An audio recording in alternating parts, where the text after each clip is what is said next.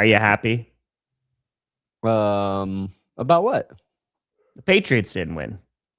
Well, yeah. That's fine. Yeah. That's fine. I'm happy that Sam Darnold won. Yeah. I was really pulling for Sammy D. So, would Bo Nix and the Broncos have fared better against the Seahawks? Oh, 100%. Okay. 100%. They would have scored a touchdown in the second quarter, probably. I don't know. It might have been just till the fourth, but it would have been No. If we were trailing in the fourth, if the Seahawks scored 29 total points, Denver, 33 points in the fourth quarter, second time this season, Super Bowl champions, and the greatest Super Bowl anybody's ever watched. That's what would have happened. But gotcha.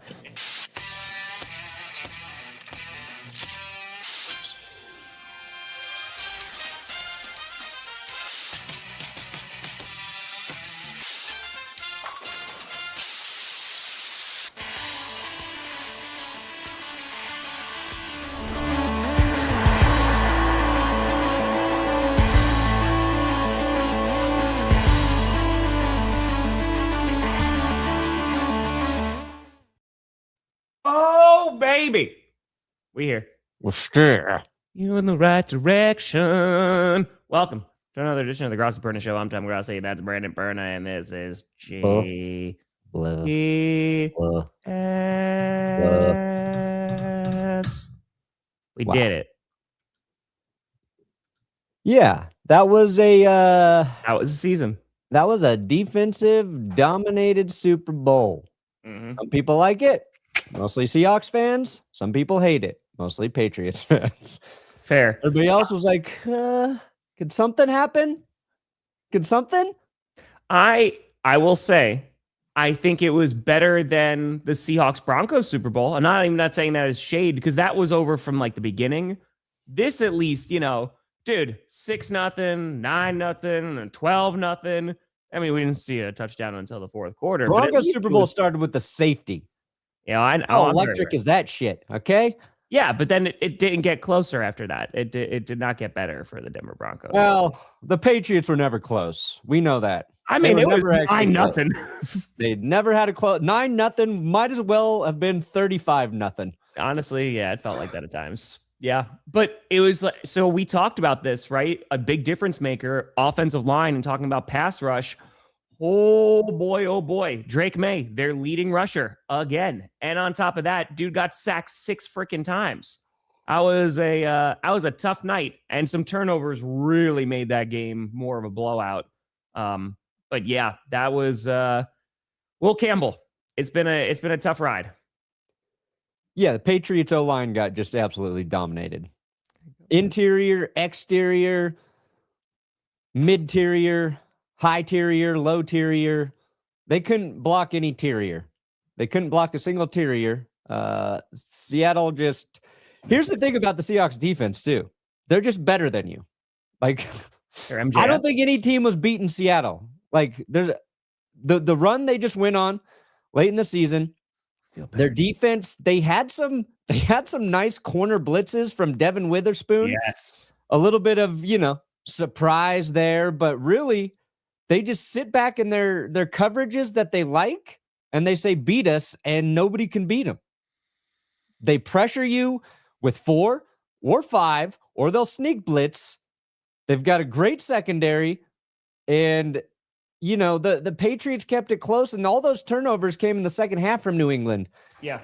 And that pick by Drake Maye when they had just scored, they'd gotten Mac Hollins his touchdown. Maye drops a dime, back-to-back dimes to Mac Hollins. Yep. And then they had momentum.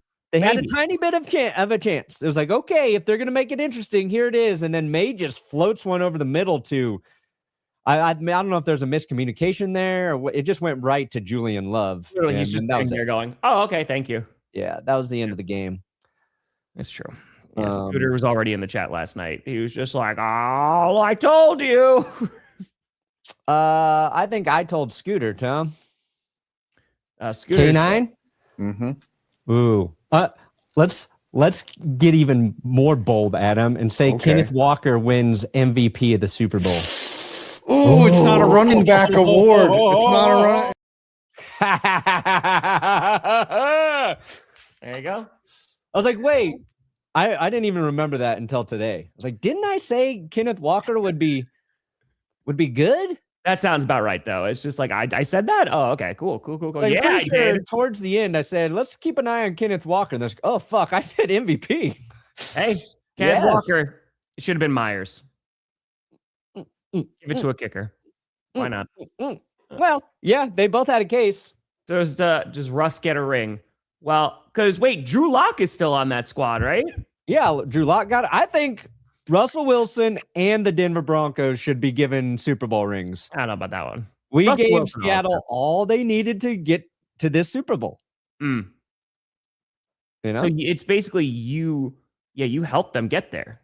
This is the most Broncos Super Bowl victory since Super Bowl 50, you know? Like, this is a Broncos Super Bowl when we really think about it.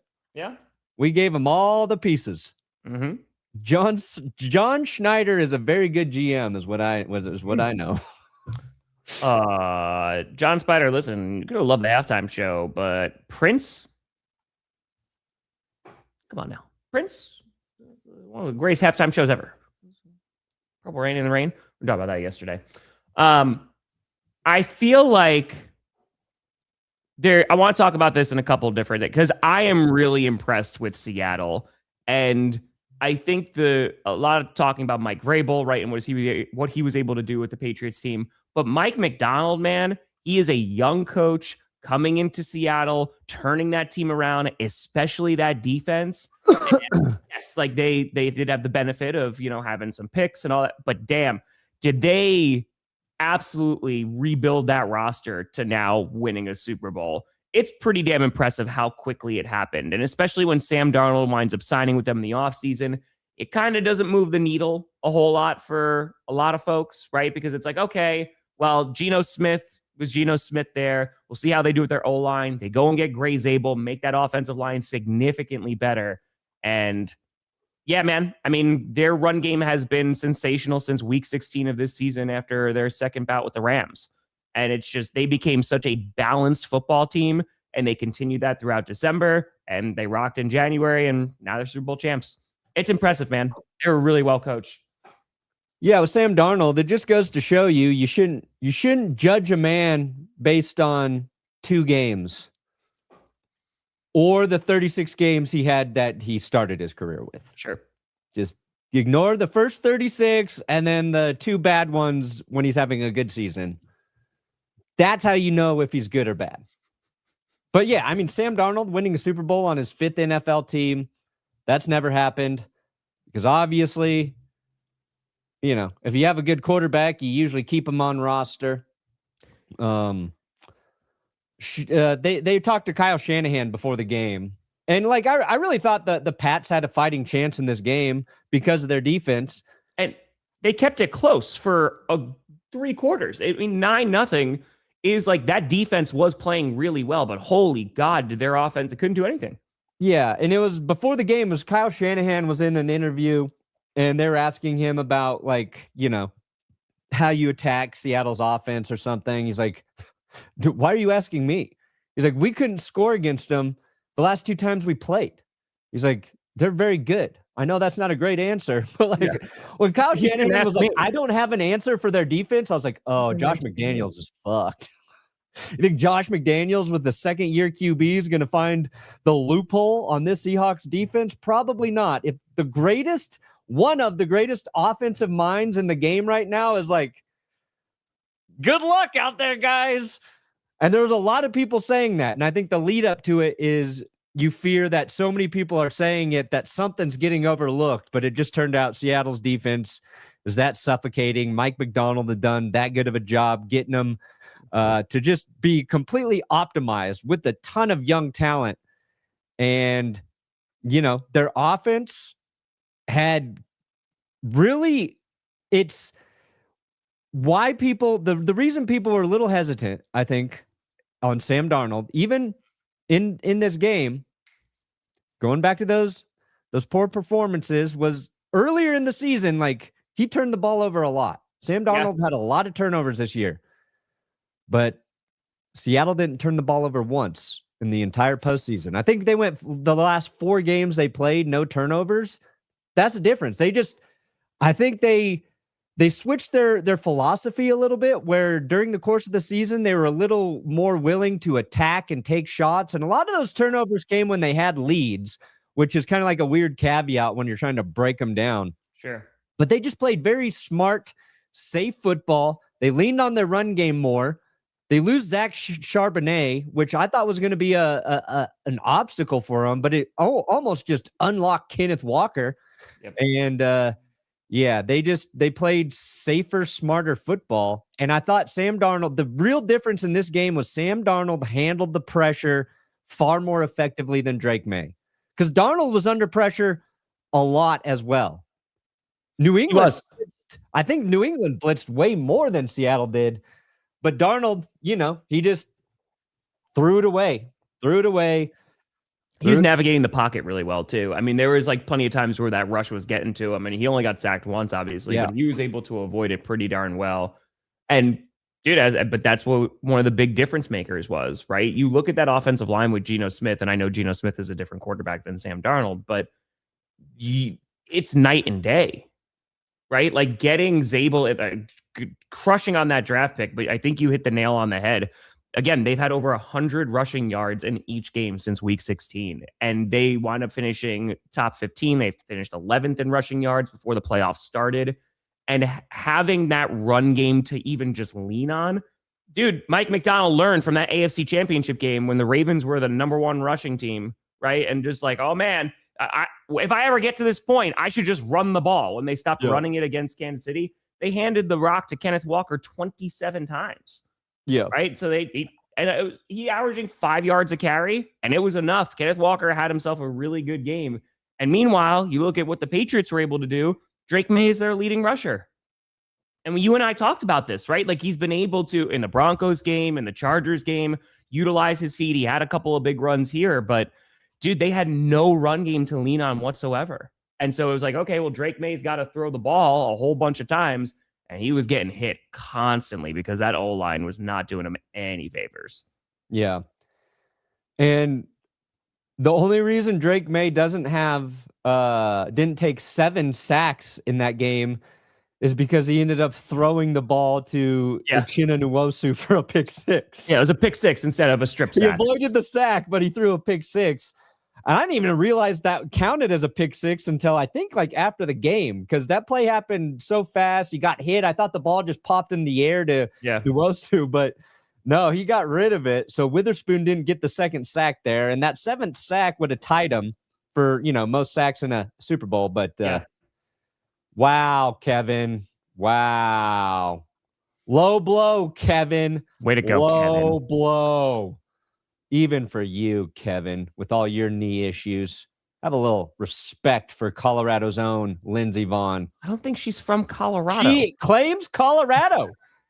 She grew up here in Vail. Was the snowboarder guy, right? Ollie, he's from Colorado? Yeah. Dude, Colorado, you know how many Winter Olympians we have? Yeah, I mean, it's like the perfect place for it. We breed them here. It was very funny. Like, sorry, this is going to get real off topic real quick, but we were watching a bunch of like the snowboarding and we were watching some of the skating on Saturday and Friday. And it was crazy. They're just like, oh yeah, like they have a winter resort in their backyard. And I'm like, what lives you people live? Like, where are you coming from? Regardless. Yeah. And I agree with this, Nick, because if there's anything for the Patriots to hang their hat on, right? Because this was a disappointing game for them. Is their defense is for real, man. We talked about their defense and okay, maybe they don't have the greatest pass rush. And then they play the Chargers. They have a really good pass rush. Oh, okay. Well, the Chargers have a bad O-line. Then they have a pretty good pass rush against the Texans. They force all those turnovers. But okay, CJ Stroud has a really bad game and they don't have a great O-line. But then they're able to get pressure after the Broncos, right? And just like we were talking about, they got pressure after Sam Darnold and the Seahawks. And the fact that it was a 9-0 ball game, even though their offense couldn't do anything, is really damn impressive. Like their defense had a really good game, and then it just all fell apart at the end. You have Seattle scoring what was 17 points in the fourth quarter. But Their offense, man, I mean, their O-line, Will Campbell, whether he's injured or not, things have to get better there.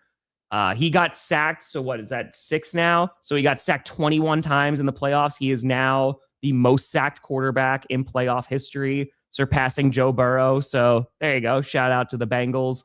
And I think he tied the amount of fumbles, right? I think it was like 7 fumbles or something. Fumbles, 20 plus sacks or 21 sacks. Yeah. It was not a good run for the Patriots O-line. The silver lining is I think New England knows what they need to do to get better. And they just gotta keep adding to that line until it's actually a dominant unit. And I think their schedule this season, it kind of went unnoticed because they were winning games and Drake Maye was playing well. I do think this game vindicated our friend Sam Monson. I think Sam got a little vindicated for his Justin Herbert MVP vote. Dude, which, by the way, his second vote was Stafford. So, as he pointed out, had he not voted for Justin Herbert, Stafford would have just won by one more vote. So, there you go.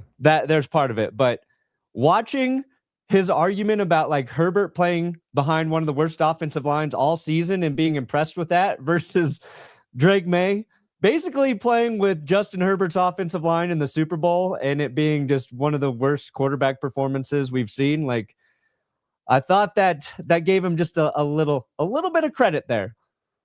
Yeah. I mean, yeah, if you're the Patriots, you have cap space, man. And it's exactly like you said, you're going to have to nail the draft. Obviously, you're going to be picking at the end of the first round, but I still think overall a very successful season for Mike Vrabel and the Patriots, especially from where they were, right? And you could talk about schedule. You could talk about people being whatever. You can have all your opinions, overrate, whatever. I don't care.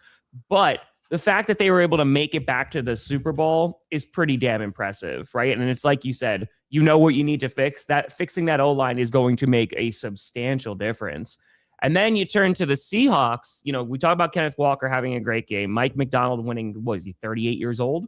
Winning that Super Bowl? Joins McVay, Tomlin, and Gruden as under 40 coaches to win a Super Bowl. So incredibly impressive. And it seems like the Seahawks, like they can build on that too, right? Like I don't know. They have a lot in front of them. I think the Seahawks future is pretty damn bright.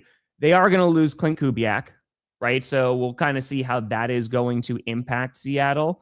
That'll be tough. That will be tough. But when you're talking about Mike Vrabel and giving him flowers, I mean, I don't know, man. Mike Macdonald, it's just so damn impressive.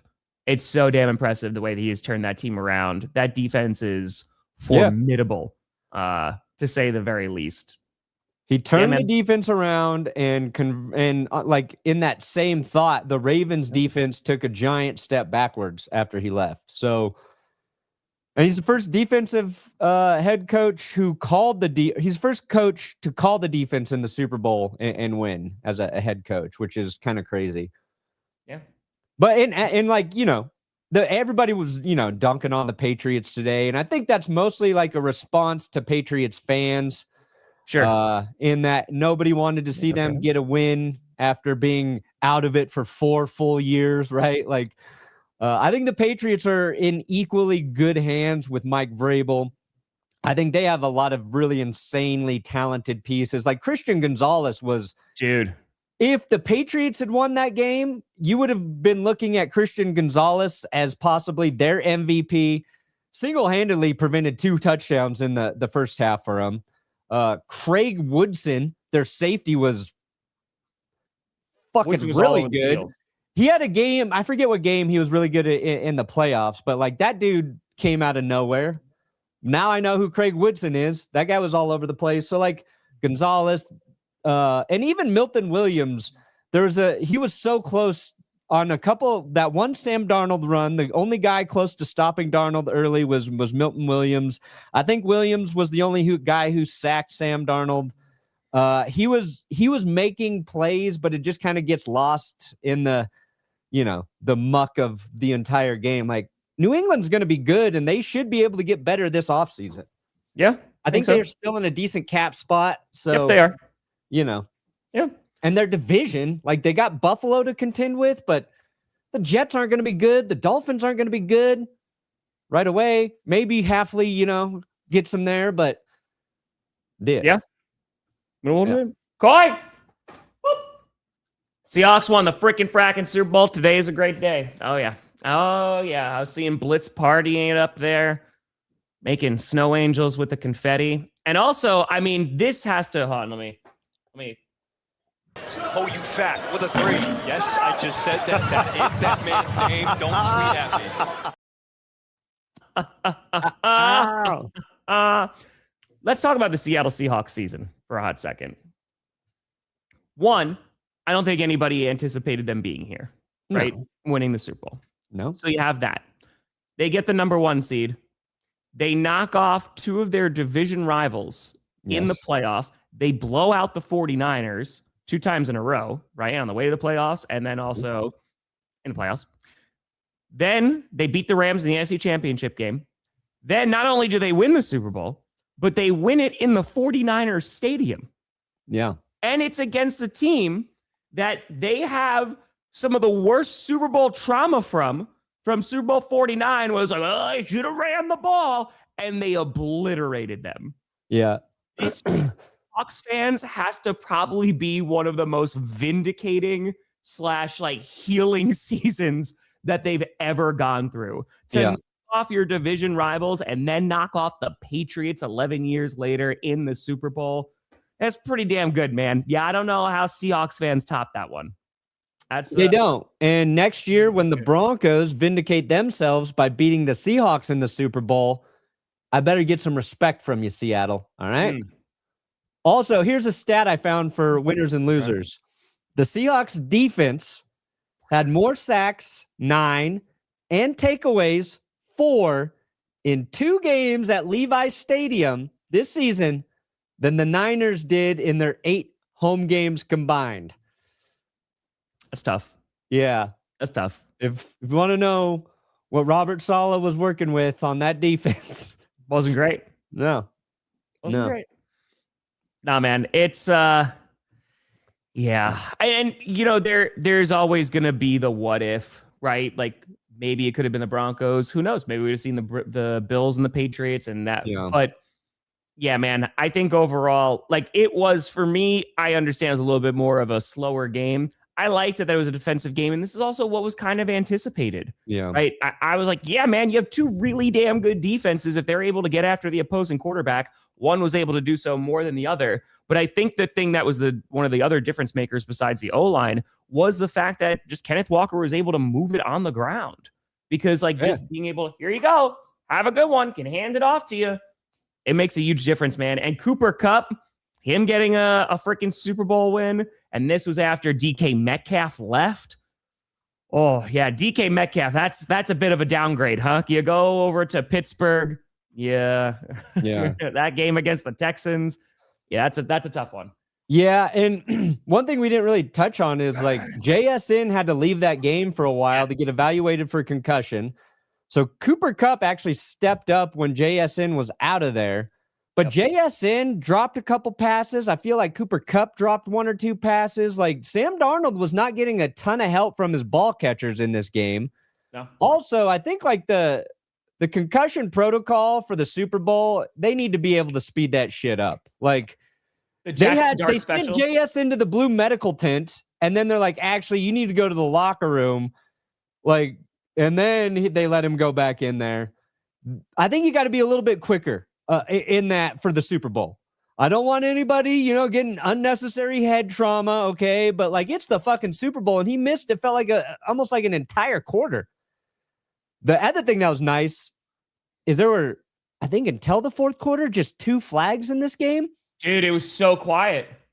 Dude, this game, they let a Seahawk throw a punch and didn't throw a flag. They hit a ref. There was a weird brawl and not a single flag. I was like, what is happening? Yep. And what happened? It made the game better. It did. I don't know how the NFL doesn't understand this, because they do it every year where the playoffs happen. They let the guys play a little more. It's like the officials, they stop over officiating the game. And this season specifically, it's just resulted in better football. And why they don't take that same approach through the course of the regular season, I just don't understand. Because it was funny, because by the end of the night, people were like, wait, why is that not a flag? Like, we're calling 4 flags. But yeah, I mean, it was very nice that it was so quiet. And Ben, this is a great point. Holy cow. Michael Dixon, the punter for Seattle, sensational night, especially when it was an incredibly close game. He had some really good freaking kicks last night. Like, we're talking about that special teams. And yeah, like Shaheed, didn't make a huge marker on this game. But Myers, perfect, right? They need him. And also their punting unit was perfect. So, special team. There you go. It was, we talked so much about special teams, and it was never Myers. It was never the kickers. It was Shaheed and Marcus Jones, but it, turned out to be the kicker and punter. And if you're talking about them as MVPs, means it's a defensive game. Yeah. Yeah. I mean, you look forward now. What the fuck is this? No, I don't. Bad head injury takes? You're wrong. It's just because Perna has had some bad head You're injuries. wrong. Just because I can't remember my takes doesn't mean they're bad. Well, go back and look at all the fucking concussion videos we did. Saying I want a faster concussion protocol in the Super Bowl means I like head injuries all of a sudden? You fucks. Come on. Perna's like, it's the end of the season. I'm done. Said, I don't want this to mean that JSN has a head injury. I say that took forever. And they let him back you want in the game, Jackson Dart so special. He was fine. And if I'm a player, I want to go back into the Super Bowl quickly. All right? I'll put words in my mouth. Well, Roshan, you're gonna get that. I mean, like it's gonna happen. I mean, the Patriots, because the narrative heading into this game was like, oh man, like the Seahawks are gonna destroy them. And I thought it'd be a close game because of the defense. It was for 3 quarters, and then things opened up at the very end. But yeah, man, I think the offense has to get, but it has to come down to the O-line. The O-line, that is a very glaring need and issue for the Patriots going forward. And it's like, okay, you try and go get Will Campbell. Hopefully it was just an injury thing, and that's what he was dealing with, and that's why the play hasn't been so great. But they need to make that offensive line more solid, because Drake Maye, regardless of how great of a season he had, dude, it's going to be real tough to win a Super Bowl when you get sacked nearly 7 times. That's going to be tough. And it's not going to get easier too, right? Like the schedule is probably going to get harder for them. They're going to have, because they won the AFC East, right? They're by rule, they're going to have a tougher schedule. So yeah, I mean, and you look at the pathway that they went through. Yeah, they went up against some elite defenses, why I had to give them a lot of credit. And how did I say they were going to win this football game? If they dragged the Seahawks down into the dirt, right? And we're like, okay, like this is going to be a really low scoring game. But Seattle also didn't fall prey to what a lot of other coaches this postseason have done. They actually just took the points. Yeah. Right? It's like, no, we're not going to do anything crazy. Just like, here we go. We're just going to kick a field goal. Have a nice day. Yup, it'll be 9-0 at halftime. But it was enough. I mean, dude, like you look at the Broncos, right? They didn't take the points in the beginning. They could have won that game, or at least goes into overtime. Yeah, I'm happy Jarrett Stidham didn't have to play against that Seattle defense, but Bo Nix stays healthy. Who knows? Who knows? But Pat's having it in front of them, man. You know what you need to do to get better, and that's it. What's that, Bugs? You got him. But it's also interesting because the NFC West, you assume, is going to get better too. It'll be interesting, no Robert Saleh for the 49ers, but you have to think they're not going to be dealing with the injury issues that they had this year. You hope. And on top of that, like the Rams should still be pretty damn good. So the NFC West is going to be entertaining. And then there's the Cardinals, which pew, pew, pew, pew, pew. Hey, that's my defensive coordinator. You shut your mouth. That's it. We've got that fire in our gut. We got fire. How many of you drove here? You got that fire in your gut? I got that fire in my gut. Mm. I do. Sam Darnold. I want to take a little bit more time and talk about Sam Darnold for a hot second. You mentioned 5 different teams, right? Drafted by the Jets.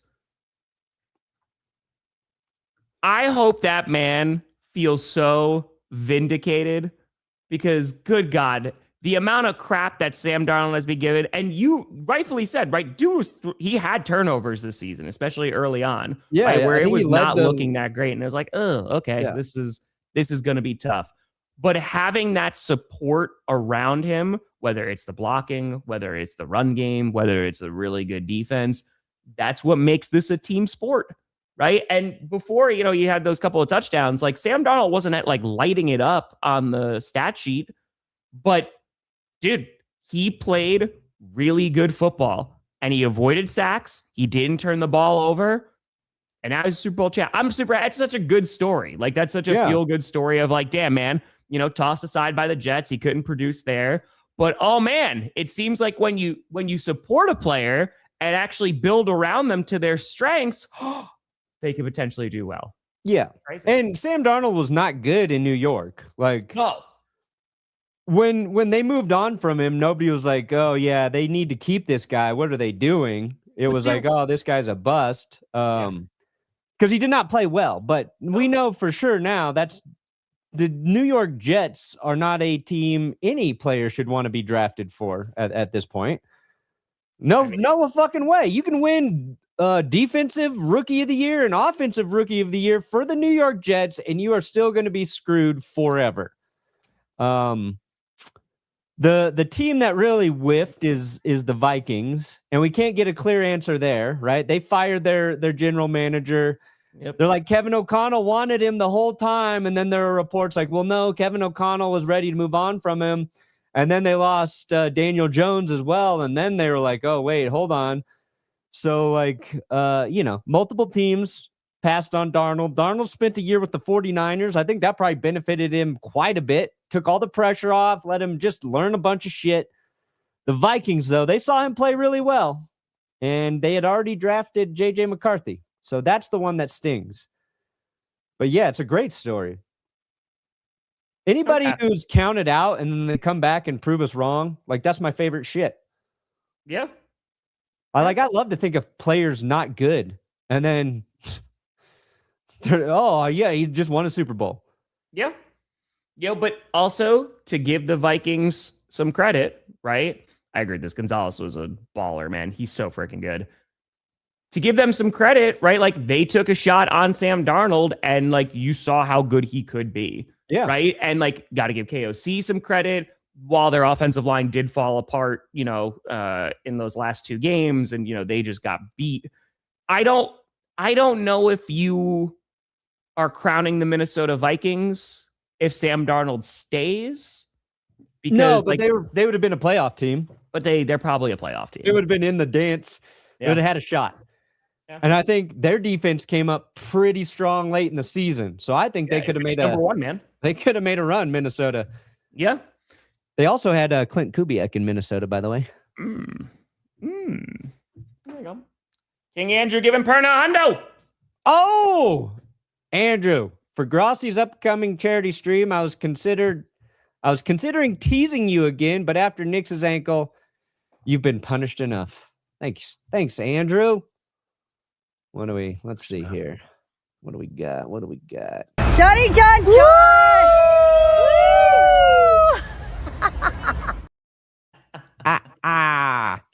And? Pero Bo Nix is especial con great play. The Broncos would have had J.K. Dobbins in the Super Bowl too. He would have been ready to go. He would have been the Super Bowl MVP. I'm curious now on your take in the AFC, right? The AFC, weird ass year. Sure. For the AFC. I would say that, right? Chiefs weren't there, Ravens weren't there, Bengals weren't there. So you got some new teams, that were in the playoffs. Yeah. Do you feel more or less confident after watching the Patriots lose in the Super Bowl of like, okay, like we are close to that spot? Obviously, you go to the AFC Championship, you don't play with Bo Nix, that makes a huge difference. Do you have like that No. same level of confidence? Because okay, I feel like this was their window to get there. This was a very nice window to get there, and it's going to be really hard to get back to that championship game. I think the Broncos are going to be good, and I think they're going to take some swings in free agency this year because they're off the dead cap hit. So we'll see, after that in the draft. But and it's hard. I don't think the Bengals are going to be like a contender. I think they'll be better, but like I think Joe Burrow is just destined to die in Cincinnati. I think the Chiefs will be more competitive next year. I do think they'll be better next year. But I think like a team like the Ravens, they bring in Jesse Minter. So the Chargers should be getting better too. The Chargers can have a healthy O-line. I think the AFC playoff picture could look wildly different next season. So I can see that. And I think Denver's going to be very good. I think they're going to be very competitive. Yeah. But the Broncos, like if they want to get back there, they're going to have to learn to have a lot more success on offense consistently through the course of a game. There were so many of their victories that were they were one-score victories, right? They were too close. They need to be able to go in and against a good team, kind of assert their dominance. And like that's what I'm going to want. That's what I'm going to want to see from the Broncos in 2026 when I relearn how to speak. Well, Mal, it's a great point too. I mean, yeah, Drake Maye, I think he had like 74 yards or something like heading into that fourth quarter. Like, yeah, they were dominating. I don't know about frauds on offense, but they were just overwhelmed. They couldn't run the ball. They couldn't pass the ball because the pass rush kept getting there and they were sacking them nonstop. So like, what are you going to do? Like they got that one drive where they scored in 3 plays and they were just airing it out. It's a really good ball by Drake Maye. But just like not having that consistency at all and going up against a really good defense, it's going to be tough, man. Like it's going to be, and especially when the Seahawks are building a lead, that they don't feel like a team that is going to be like, okay, we're going to be able to put up a ton of points and be able to come back against a really good defense. Because you look at that, they were able to get a lead or keep it super duper close and just hold on to it, or we're talking like a difference of field goals. Yeah, so. And I talked about that in the Super Bowl power rankings. I forget who posted the observation about Sean McDermott, but it was the Bills went to cover 6 on defense, and they ran it like 50 or a little over 50% of the time against Drake Maye. And they're like, that was kind of the formula to slow down Drake Maye, was deploying that defense. Yep. And he was one of the worst rated quarterbacks against that coverage like all season long. And the Seattle Seahawks run out of that formation more than, I think they ran out of that formation 3rd most in the league. So, that's one of those observations that I just think kind of turned out to be true. And I think it's one of those things that you'll see as Drake Maye progresses in his NFL career, learns what works there. And it's hard because I don't exactly know what cover 6 is, but it's like a variation of it's your 2 high safeties, right? You're forcing everything underneath. And we've seen that shit slow down Patrick Mahomes and the Chiefs offense. Like it's very effective as long as you have the personnel up front to run it and to take away the run game. Because what you do in that defense is you open up the run game. But Seattle is this weird team where they're still very good against the run while keeping both of their safeties deep. So it's because Drake Maye, he excelled at the deep ball this year, right? And so taking that away, I mean, again, had those nice throws, but taking that away and going, no, we dare you to run against us. Oh, and anytime you try to throw, we're still going to get that pressure. That's tough, man. That's tough. But hey, defenses win chair. DeMarcus Lawrence. Oh man, you want to talk about a take that has aged incredibly well? Oh boy. I've never seen the Super Bowl there. Yeah. Yes, indeed. Correct. Yeah, I mean, again, for the Seahawks, like when you're looking at them, you just worry about their division, right? It felt like the NFC was stronger than the AFC this year. Not that that's going to be the same next season, but it's that division that they are in is going to be tough. But if they have that cap space and losing Kubiak, we'll see how they replace him. But I don't think that there's any reason to doubt, especially with that defense, that the Seahawks are going to be in a position where, they're going to be playoff contenders again next year and see where they go from there. especially if they have that run game still. Dude, Kenneth Walker, I'm so happy for him. And someone said that was the first time that a running back has won Super Bowl MVP since 1998. What happened in 98? Since Terrell Davis, baby. Oh, what game was that? Oh, who did the Broncos beat? I don't think anybody. Bowl? I don't think anybody. It was the Green Bay Dick Picks. That's right. That's fair. That's a fair shot of Favre. That's fair. I'll allow that one. That's okay. Yeah. Super Bowl 32, Terrell Davis. Dude, I love that a running back got MVP. And Kenneth Walker was a beast, man. Yeah, he was so good. He was Zach Charbonnet. Like he was most of their offense. He set up all those field goals, really. Damn, that's pretty crazy. First Super Bowl champ to not commit a turnover in the playoffs, and first 1 seed to beat 3 12-win teams in a playoff run. Damn. Yeah. Seattle, they had to play against tough teams. And they got, they went through the right gauntlet to the Super Bowl. They're just a fundamentally sound football team. They don't fuck up a lot. No! Make him come. No! They're Minnesota Vikings crying on the field. Sorry. Had to. Sam was pressured more than May. What was the pressure rate from last night? I don't know what the overall rate was, but I know Darnold was pressured 70% of the time in the first half. Yeah. No, that's what I said. Darnold mitigated that relentless pressure. That's crazy. Better. That was the difference. Yeah, Seahawks allowed 9th lowest passer rating under pressure during the regular season. I don't care about that. Oh, this is not what I want. Okay. No, you're way off. You're not even close. That's not what I want. That's not. But yeah, no. Again, but Darnold did a nice job, man. He didn't turn the ball. There was like a 1 or 2 throws where it was like, ooh. But if that's what I'm sitting here dissecting, going, oh, there's 1 or 2 throws that really weren't so good. There was another one that Drake Maye threw that like he was throwing in like triple coverage. I'm like, oh, I don't know about that. So yeah, and that Patriots caught that ball too, didn't they? I thought it was going to get picked, but I think it was Hunter Henry there or Matt Collins. I forget. Drake Maye missed a wide open Hunter Henry. Dude, that was a tough one. But I think that might have been their touchdown drive. I can't remember. Darnold missed. He overshot Shaheed and JSN. He had JSN who was able to escape early, but neither of the quarterbacks really had success throwing deep, and that was just simply because of the pressure. Done that. Yeah. No, I agree. No, I think we should do both. Crap on everybody. Shit on the Patriots for being a shitty team in the Super Bowl, like we did to the Chiefs last year, and praise Seattle for dominating them. Now, we can say the Patriots had a great season, but they sucked balls in the Super Bowl. That's fine. They did. That's true. Wasn't good in the That's Super Bowl. just a true saying. Wasn't good in the Super Bowl. Yes, they did. Yeah, that's true. NFC.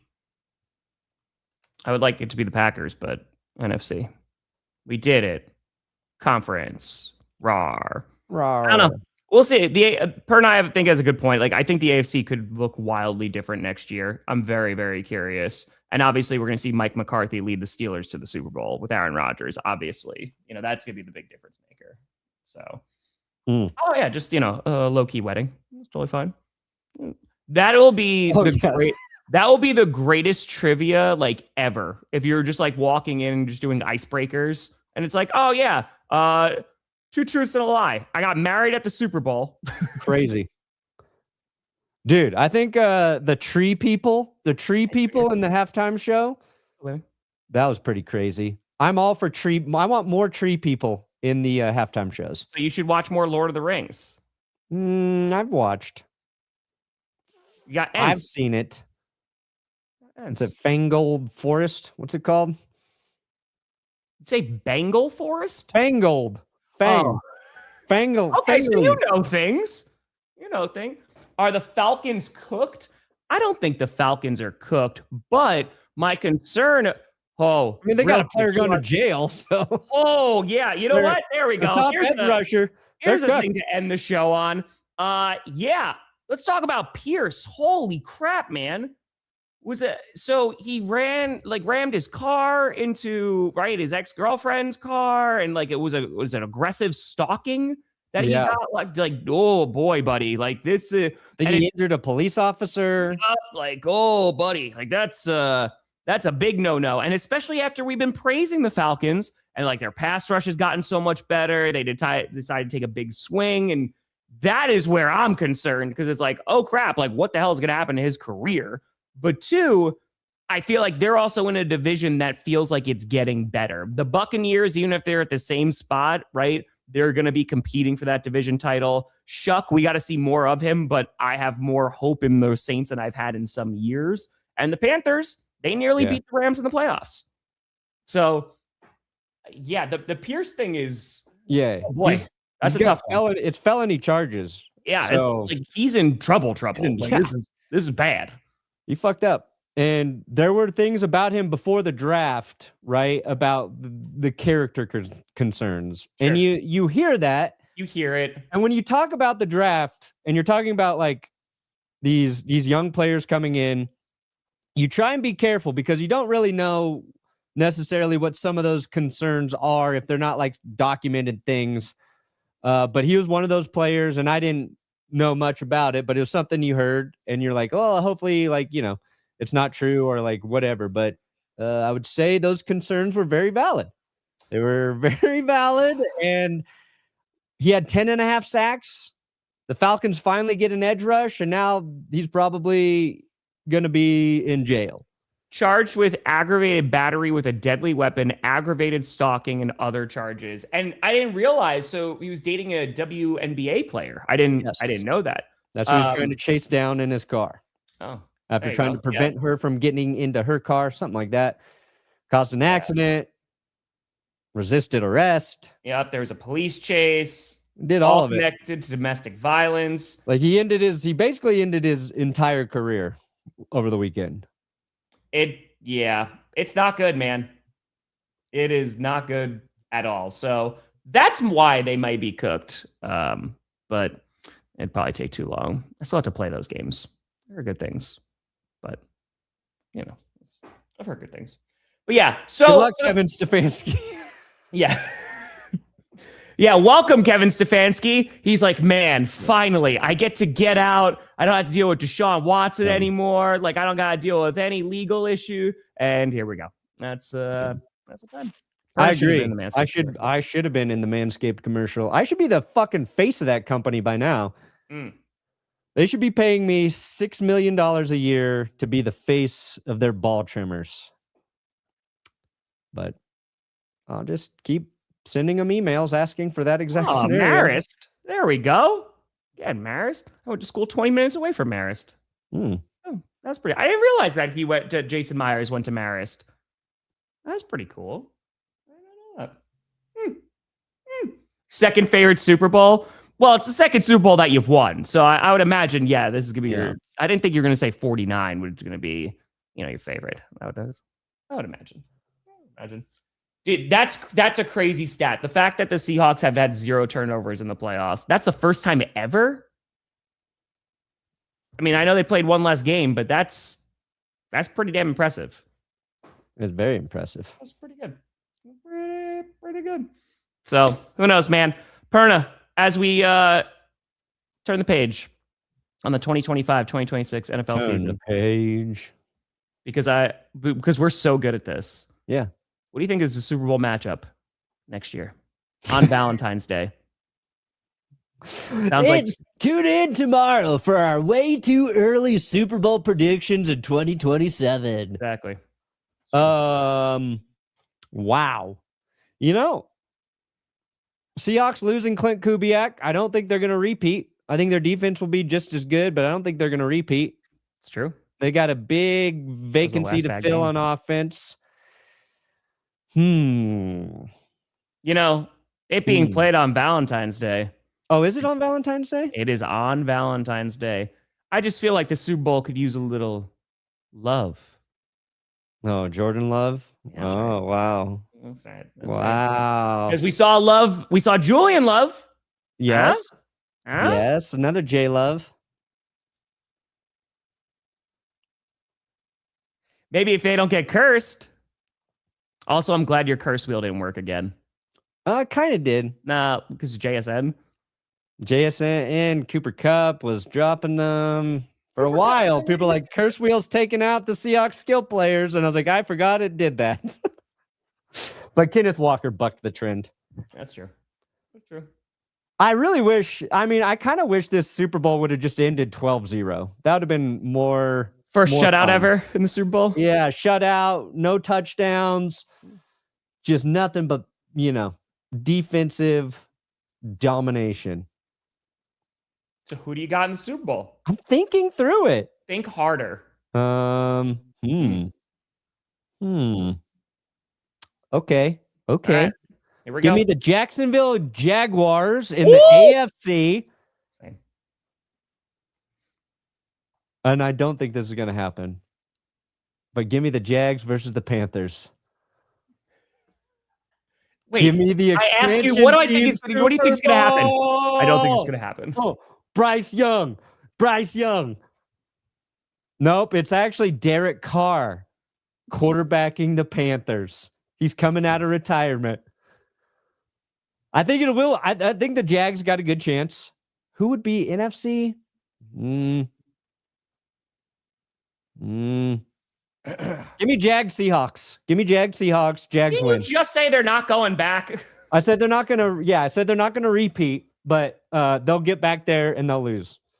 They're either gonna lose to the Jaguars or the Broncos in the Super Bowl. There, said it, nailed it. Okay. Hey, there you go. Moved from Arizona to Washington 5 years ago. This is what winning feels like. Yeah, that's a There you go. shift. That is a shift. Yeah. That's a little bit of a shift. So, the Super Bowl logo was a bunch of different colors. I don't think that mattered. I think that this season ended perfectly because for everyone out there who's like, hey, the NFL is scripted, because this is exactly what the NFL wanted. A 9-0 ball game going into the fourth quarter really is just going to bump up those ratings. Just woo. And then for a second when it could actually get close, it's a complete and total blowout. So we done did it. But You did it. Yay. Well, again, you mentioned this about the Seahawks, about, them having to get back. The Patriots will get a harder schedule, but they are in an easier division. They do have to worry about the Bills. We'll kind of see what they look like, but they got a brand new head coach. I don't think they're going to have to worry about the Jets, the Dolphins. I think it's going to take a little bit for them to get back. So, they have a chance to win the AFC East again. They'll be contending. And if they fix that O-line, like that defense is a championship quality, or caliber, I should say, defense. So, Who knows, man? Who knows? Oh, to be a tree. Man, Tree. they should have had urinating tree as a tree person at the Super Bowl. I agree with that. That would have been fun. Seahawks Broncos, please no. Please no. There's a chance. Could have been. Anything is possible. It could have been. Yeah, Denver's going to take some swings in free agency, I believe.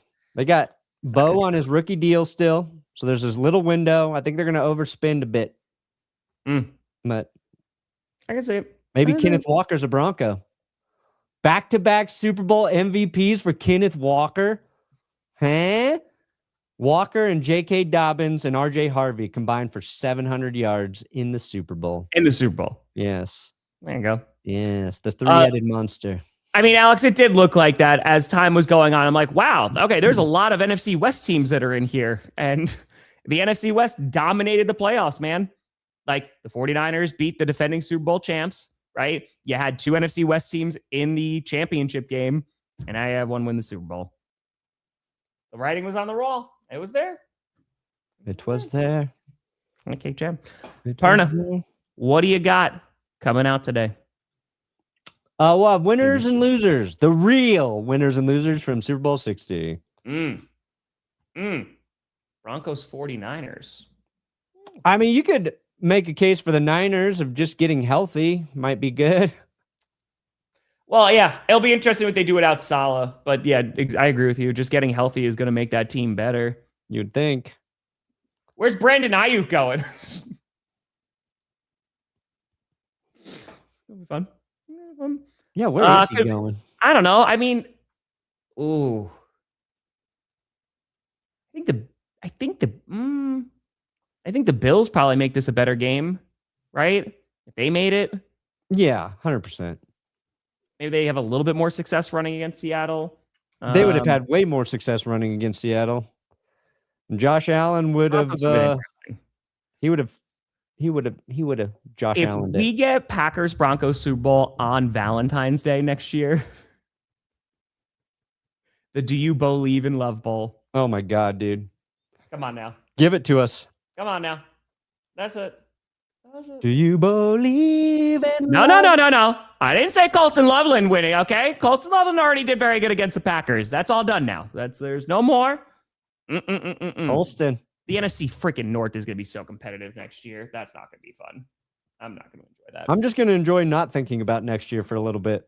Yeah, because now the season's the season's not like over for us just yet, but No, we got it's 2 close. months, 2.5, 3 months, 3 more months. There you go. Give me a little bit this afternoon. I'll have every NFL fan's reaction to Super Bowl 60. I put out a Patriots and Seahawks reaction late last night. You can go and check that out. Hey, Gonzalez and Witherspoon, man. They're those guys. Yeah, they got an award in winners and losers. That was phenomenal. Thank you so much. I cannot wait. Oh, and Perna, before I go, can I show you this actually from Q&A? I got this as a gift. Let me see your blanket. Let me see how you stay warm. Freaking crocheted. Freaking look at this. Whoa, It's oh my crocheted. God. Dude, that's what I said. That's insane. Yeah, like, holy crap. So I'm going to just use this during the Millie stream when I sleep on the floor and just have me cover me. So yes, Thank your mom again. This is absolutely incredible. That's one of the most insane things I've ever seen. That is so funny, dude. Thank you. Well, folks, we appreciate the hell out of you and rocking with us for yet another season. So thank you very, very much. And we'll see you next time. I'm Tom Grossi. And that's Brandon Perna. This is GPS. And you have been navigated. And you reached your destination. Where are we? When are we coming back?